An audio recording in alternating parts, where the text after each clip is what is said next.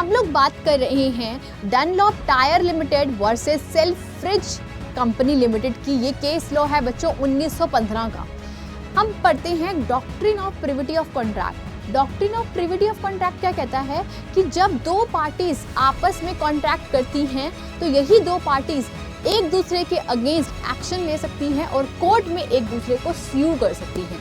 पर इस कॉन्ट्रैक्ट में क्या हुआ, यहाँ पर डनलॉप ने एक टायर बनाया। डनलॉप की कंपनी टायर बनाती थी और उसने बोला कि मेरे टायर की क्वालिटी इतनी अच्छी है कि आप सभी को कम से कम इसको इतने मिनिमम प्राइस पर ही बेचना है।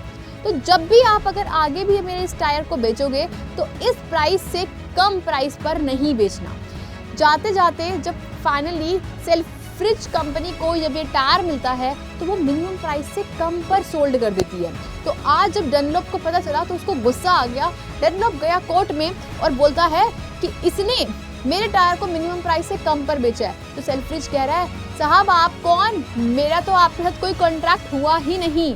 तो बच्चों यहाँ पर doctrine of privity of contract आ जाता है और डनलॉप को कोई भी कंपनसेशन नहीं मिल जाएगी और सेल्फ फ्रिज की जीत हो जाती है।